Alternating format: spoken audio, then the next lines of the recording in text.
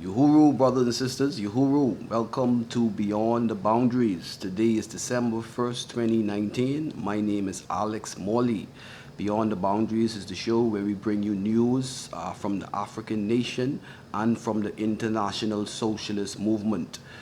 Just let me say, brothers and sisters, this is going to be, I'm going to do this show and I'm going to do another show. So this is going to be, I'm coming down to the end. I'll do this show and then I'll do one more show and then I'm going to close the season, if I could call it that. And I'm going to come back probably maybe like the third week in January. I'll come back, after things have settled over the holidays, But brothers and sisters, I want you to be back with me on Beyond the Boundaries. But I ain't going yet. We could do this show, and then we got one more show, and then I could take a little break. Brothers and sisters, got to focus on family and organizing on the ground. Those two things. Those two things need me. But brothers and sisters, the first report, at least the first thing I can say is condolences owed to the Felix Bethel family. Professor Felix Bethel recently passed away, and I was supposed to say this last week, but so many things moving so fast. But condolences owed to the Felix Bethel family. He was a professor at the University of Bahamas. One of the first organizations when I came home from school was the Cuban Solidarity Committee and the Free to Five, the solidarity group that agitated to free the Cuban five Cubans who were unjustly, wrongly imprisoned in the United States. And that committee was Mr. Bethel, Felix Bethel, Bumpy Watkins, Mr. Carey, Lionel Carey, Mrs. Carey, Tamiko Gilbert, and myself. And we would meet regularly, for at least 4 years there. We would meet regularly and issue statements. And I think we had a couple of socials in there as well, yearly socials. So, I did some organizing with some agitating, propaganda and agitating with Mr. Bethel. And I respected him, and I just want to say condolences to his entire family. And I know that he was a positive influence on many persons here, especially young people. So condolences to the Bethel family. I also want to say, my grandmother, Flossie Morley, she would have been 100 this week. Yeah, this past, she would have been 100. And 19 years, it makes 19 years. I saw my aunt, Patricia, she put that it would be 19 years that she is passed, So Flossie Morley, my Grammy, we used to call her Big Mummy. Big Mummy, and my granddaddy, James Morley, we used to call him Big Daddy. Big Mummy and Big Daddy, but I miss, or two of them passed, but I miss Big Mummy. She was the president of the Mothers Club in the Bahamas Hotel Catering and Allied Workers Union for many years. And I just have fond memories about my Grammy and the union and the Mothers Club and Mother's Day and all of that. So just want to say I miss you. I miss you, Grammy. I miss you, Big Mummy. That's what I want to say. I miss you, Big Mummy. But the first story, brothers and sisters, is from the Bahamas Hotel Catering and Allied Workers Union. There's a lot of labor unrest going on around the world, brothers and sisters, globally and locally. But it says it's from Eyewitness News Online. Said disgruntled hotel workers picketed outside several towers at Atlantis Resort this morning. That's last week, in response to recent shift changes and other unresolved issues. The Bahamas Hotel Catering and Allied Workers Union President Darren Woods told Eyewitness News Online the demonstration signaled looming industrial action as workers were frustrated with the Bahamas Hotel and Tourism Association's ineffective posturing on labor issues. The union's primary goal is to secure a registered industrial agreement for its membership, but Wood said other key issues include the recent shift change at the Four Seasons Ocean Club, outsourcing in laundry areas at Atlantis, and recent terminations. It's a free-for-all for employers, Wood said. They have been making changes after changes. We went to labor, they have changed shifts, outsourced some areas. We took a strike vote, but we can't seem to get anywhere on outstanding issues. He continued, this is the first step in taking industrial action against the industry as a whole. The last straw was the changes Ocean Club made. The last straw was the changes Ocean Club made. The association can't seem to rein members in, and our members need relief. We asked and we pleaded. We were told the association can't do anything about the changes.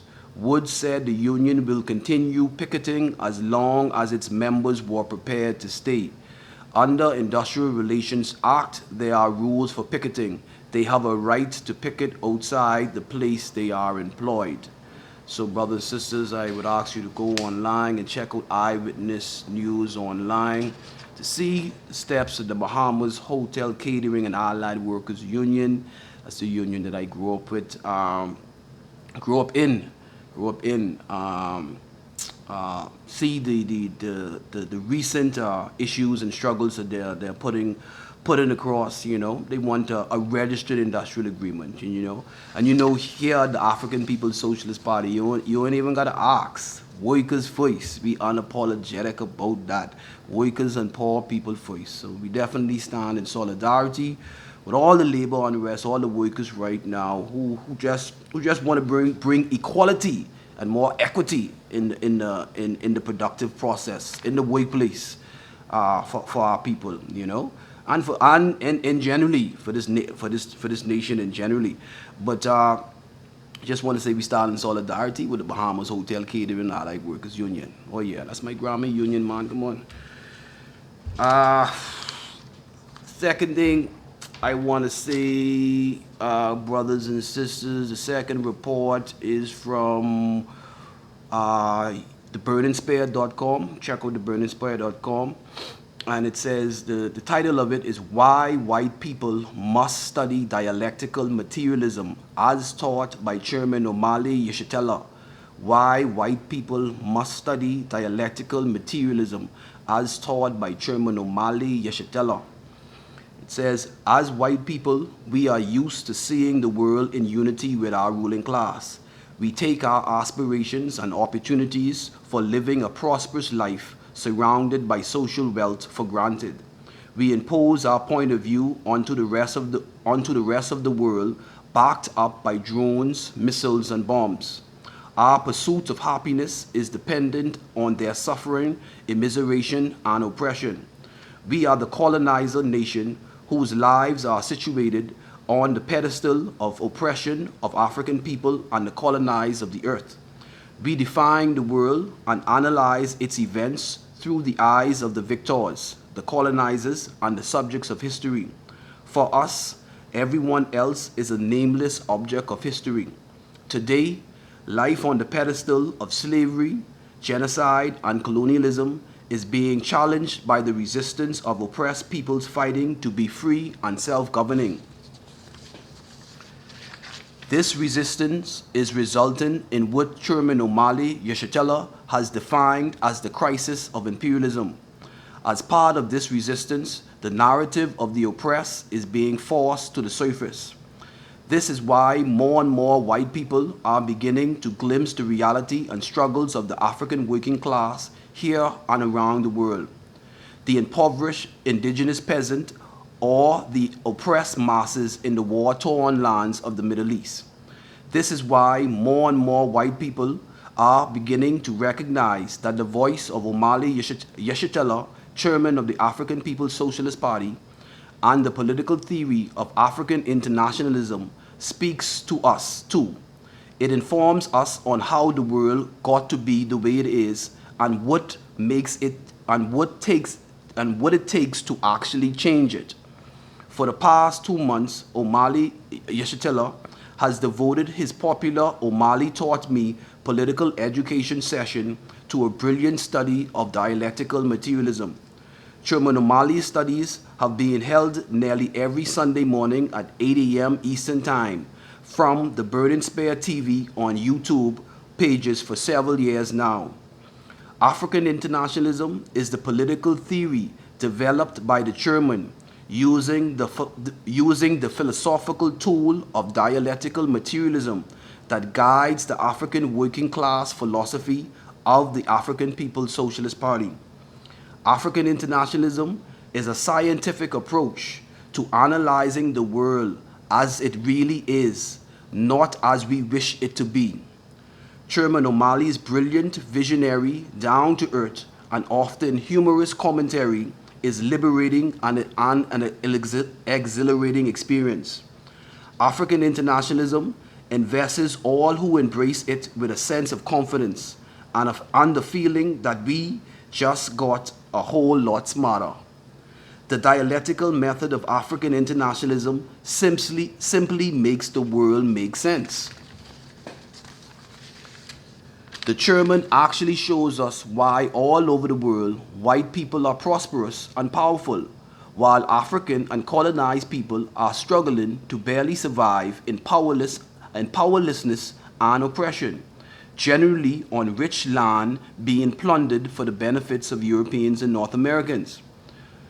Dialectics is the study that brings the same scientific approach to society as is used in natural science, showing society's interconnections and its process of change and transformation.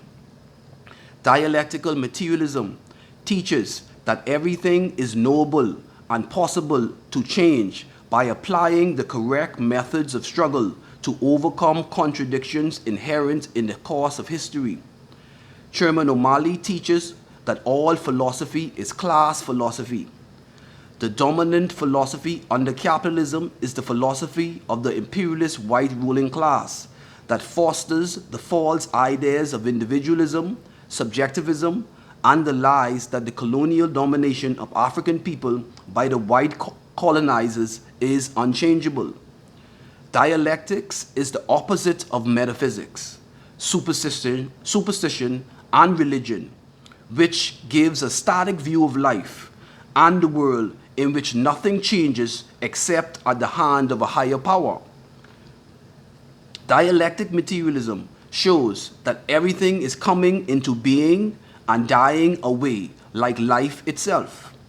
This includes the social system built on the enslavement and imposed misery of billions of Africans and other peoples. Materialism refers to the fact that matter is primary the opposite of idealism. For example, as Marx once wrote, brains are matter that think. With the scientific tool of dialectical materialism, Chairman O'Malley uses African internationalism to prove that capitalism was born parasitic through European imperialism, proving wrong those that have defined and used dialectical materialism for the past 150 years. Marx, Engels, Lenin, and Stalin believed that the world revolution against capitalism and for socialism would be led by white workers in the European imperialist centers. Chairman O'Malley exposes the fact that all white people, including white workers, sit on the pedestal that is the foundation of the capitalist system built on the assault, plunder, rape, and pillage of African and oppressed and colonized people. As the chairman has proven, capitalism was built through Europe's assault on Africa and the turning of African people into commodities for sale as human machines, the genocide and theft of the land of the indigenous people of what is now called the Americas and the Caribbean, and the colonialization of the majority of humanity. As a consequence, white workers have only engaged in struggle for white rights on the pedestal as a struggle for power with their own ruling class for a greater share of the colonial loot, something Chairman O'Malley has called the material basis of white opportunism. Chairman O'Malley teaches us that the struggle of African people is not against racism, the thoughts in white people's head. African people are struggling against colonialism, the occupation of a whole people by the white colonizer for economic benefit. The oppression of African people is enforced by the US colonial state that has the backing of the majority of the white population. Brothers and sisters, please go on the Burning Stair and read this in entire report. It mentions the African People Solidarity Committee, which is an organization of the African People's Socialist Party.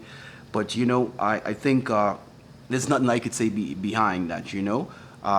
Please go on burningspear.com and read Chairman O'Malley's, not Chairman O'Malley, please read this report on why white people must study dialectical materialism as taught by Chairman O'Malley Yeshitela.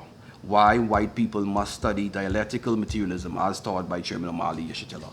Please go on to burningspear.com and read that. And brothers and sisters, you know, it's coming up at the end of the year. All of these are websites that I've spoken about, you know, support them as much as you can so that they can continue to do this work that they are doing in the coming in the coming years, you know. That's theburningspear.com, you know, the African People's Socialist Party, you know, wherever you see us at, support us, become friends, support us, join the African People's Socialist Party. Laborstar.org, support them as best as you can. Counterpunch.org, support them as best as you can. The Morning Star online, support them as best as you can. But I just wanted to say that, you know. Okay, so the third report that I wanted to talk about actually is from Black Agenda Report, brothers and sisters, and it's about Venezuela, and it's called After Morales Ousted in Coup, the Lithium Question Looms Large in Bolivia. It says Bolivia's President Evo Morales was overthrown in a military coup on November 10th. He is now in Mexico. Before he left office, Morales had been involved in a long project to bring economic and social democracy to his long exploited country. It is important to recall that Bolivia has suffered a series of coups, often conducted by the military and the oligarchy on behalf of transnational mining companies. Initially, these were tin firms, but tin is no longer the main target in Bolivia.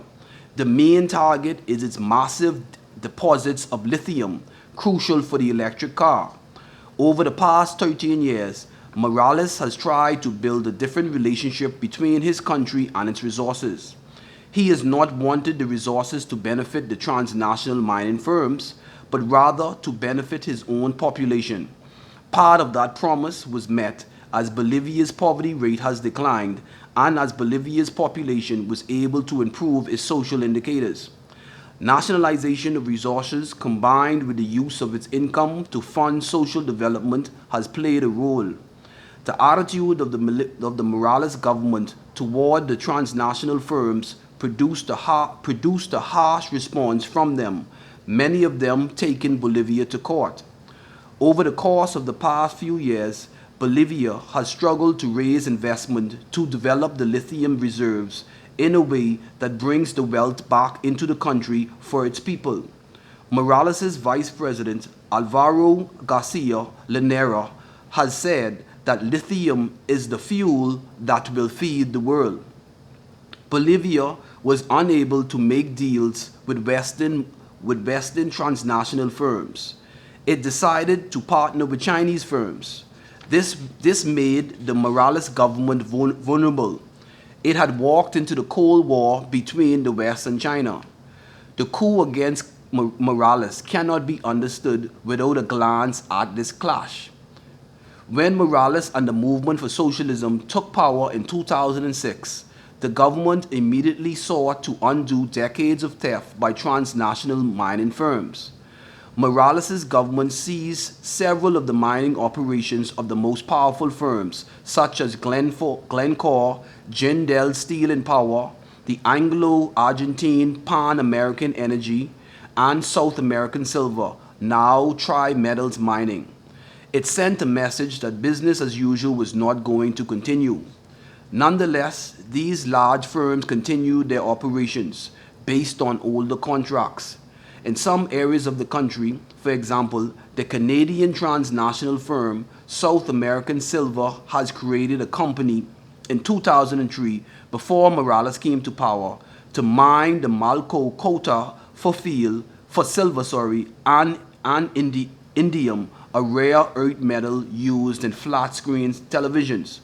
South American Silver then began to extend its reaches into its concessions. The land that it claimed was inhabited by indigenous Bolivians who argued that the company was destroying its sacred spaces as well as promoting an atmosphere of violence. Brothers and sisters, because time is on me, I can't read all of this report, but I just want to get to the end of the report. And I would say, what the end of the report says. It says, Telsa and pure energy minerals from Canada. That's Telsa from the United States and pure energy minerals from Canada. Both showed great interest in having a direct stake in the Bolivian lithium, but they could not make a deal that would take into consideration the parameters set by the Morales government. Morales himself was a direct impediment to the takeover of the lithium fields by the non-Chinese transnational firms. He had to go. After the coup, Tesla's stock rose astronomically. So after the coup, Tesla's stock rose astronomically. And that's the writer of this report is V.J. Prashad, brothers and sisters. So I would urge you to go on Black Agenda Report and check out after Morales was ousted in coup, the lithium question looms large in Bolivia. So check that out. It's a good report by V.J. Prashad. Sorry if I apologize for not doing it the justice it deserves. There's one other report from Labor Start. Let me just read this report from LaborStart.org, brothers and sisters. It said it's called the the Democratic Republic of the Congo, the development banks linked to palm oil abuses, and it's from LaborStart.org. It says 4 European development banks are financing a palm oil company in the Democratic Republic of the Congo that is violating workers' rights and dumping untreated waste, Human Rights Watch said in a report released recently. The company, Feronia, which will hold a shareholders meeting with the 4 banks in London at the end of November to discuss the company's environmental and social track record. So this report was from last week, brothers and sisters. The 95-page report is called A Dirty Investment, European Development Banks Link to Abuses in the Democratic Republic of the Congo's palm oil industry. Documents that investment banks owned by Belgium, Germany, the Netherlands, and the United Kingdom are failing to protect the rights of people working and living on 3 plantations they finance. Human Rights Watch found that Feronia and its subsidiary in the Congo exposes workers to dangerous pesticides, dumps untreated industrial waste into local waterways, and engages in abusive employment practices that result in extreme poverty wages. Brothers and sisters, please go on LaborStart.org and check this take a look at the story about the Democratic Republic in the Congo and European banks and just exploiting African people and our resources. There's another story on Labor Start with laborstart.org. It's called Ghana. Ghana as gold earns 8 billion. CSOs in call for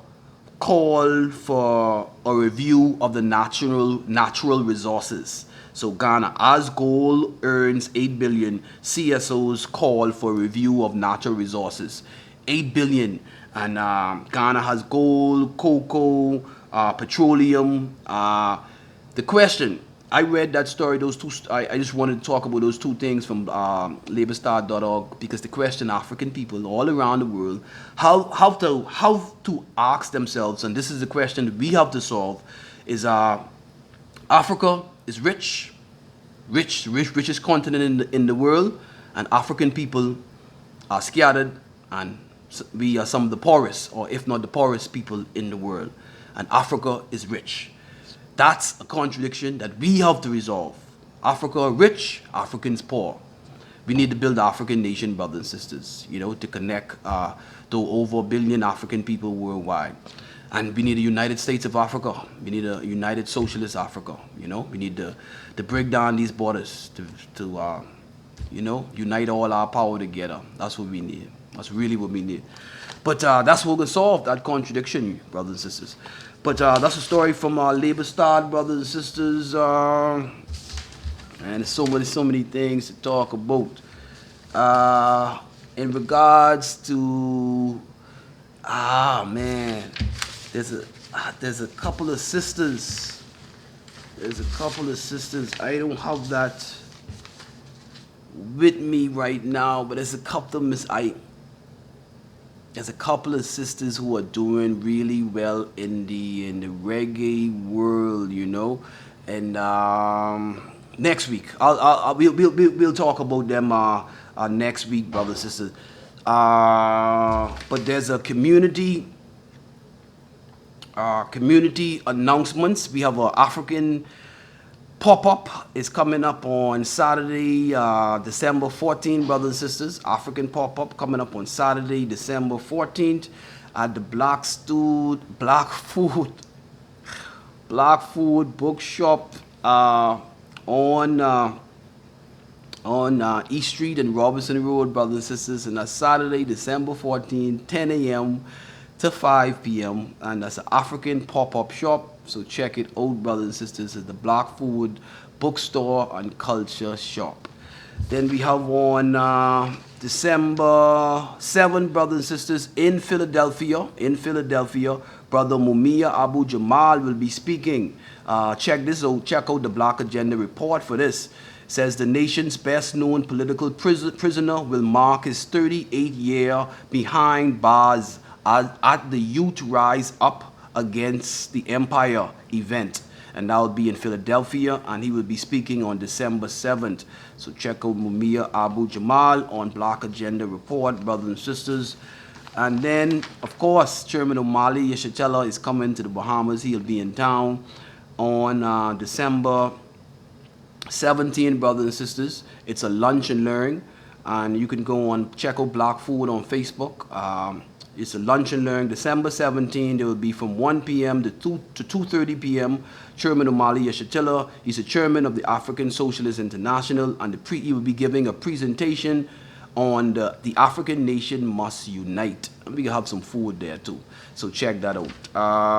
For just a little bit about sports, brothers and sisters, I want to say congratulations out there to Lamar Jackson and Russell Wilson for the work, for just playing well and doing well for your teams. Congratulations to your teams and for what you were doing as well. So best wishes, That's Russell Wilson and Lamar Jackson.